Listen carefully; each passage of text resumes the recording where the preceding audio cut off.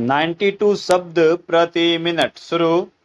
शिशुपाल सिंह तथा सत्यपाल सिंह कन्हई सिंह को बचाने के लिए दौड़ कर आए। इसी दौरान अपीलार्थी ने लाठी के छोर से शिशुपाल सिंह पर प्रहार कर दिया था, जिससे वह गिर पड़ा। तत्पश्चात उसका लाभ उठाते हुए गेंदा सिंह व अपीलार्थी ने शिशुपाल सिंह की गर्दन को पकड़ लिया तथा उसे दबा दिया, जिसके तुरंत बाद वह मर गया।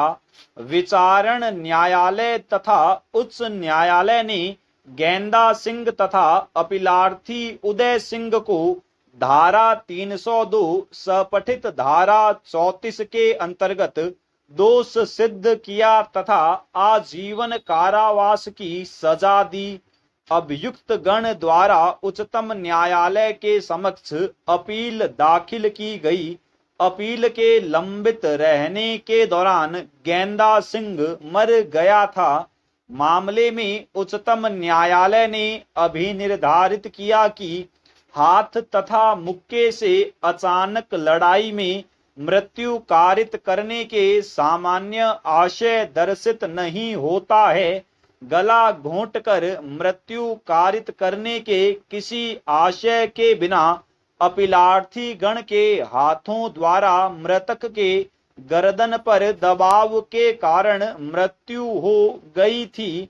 यह समझना अत्यंत कठिन है कि गेंदा सिंह या अपीलार्थी उदय सिंह द्वारा मृतक के गले को कितना दबाया गया था, जिससे उसकी मृत्यु कारित हुई। यह अभी निर्धारित करना उचित होगा कि अपीलार्थी गण ने अचानक लड़ाई में मृतक पर चोट कारित की थी, जिसमें किसी हथियार का उपयोग नहीं किया गया था और लड़ाई उत्तेजना में हो गई थी। अतः अपीलार्थी गण उदय सिंह व गेंदा सिंह ऐसे मानव वध के दोषी हैं जो हत्या की कोटि में नहीं आता है। उच्चतम न्यायालय ने अपीलार्थियों की आजीवन कारावास की सजा को 7 वर्ष के कारावास की सजा में परिवर्तित कर दिया था।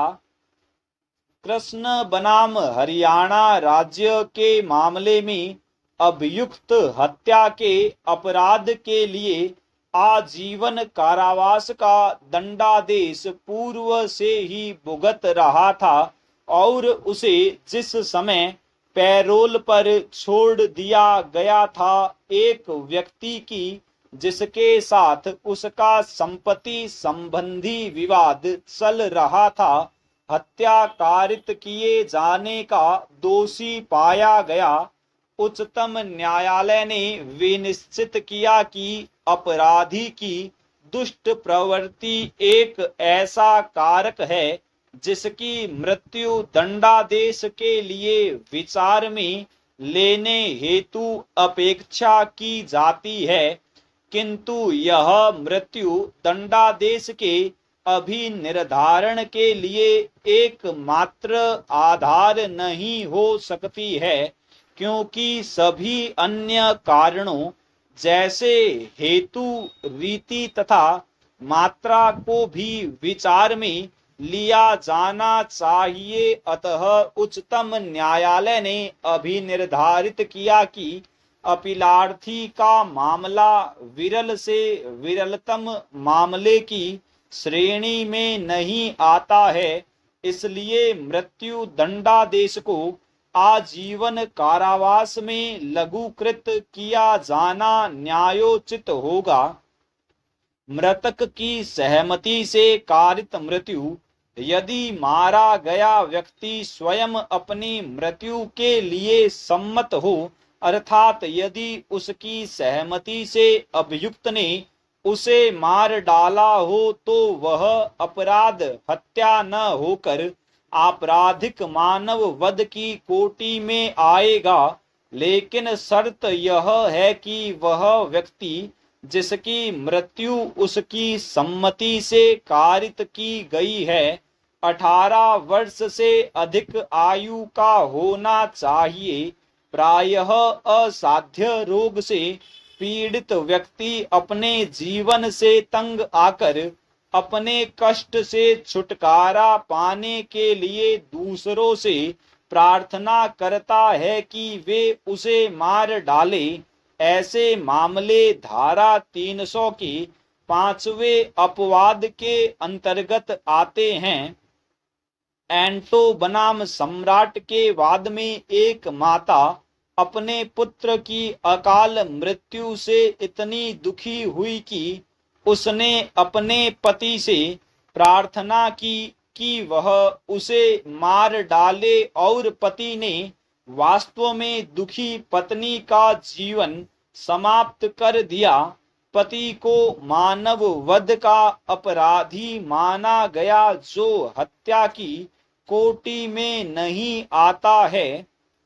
दशरथ पासवान बनाम बिहार राज्य के वाद में अभियुक्त 10वीं कक्षा का छात्र था और वह परीक्षा में लगातार 3 वर्षों से अनुत्तीर्ण हो रहा था। हताश होकर उसने अपनी 19 वर्षीय पढ़ी लिखी पत्नी से कहा कि वह आत्महत्या कर लेगा।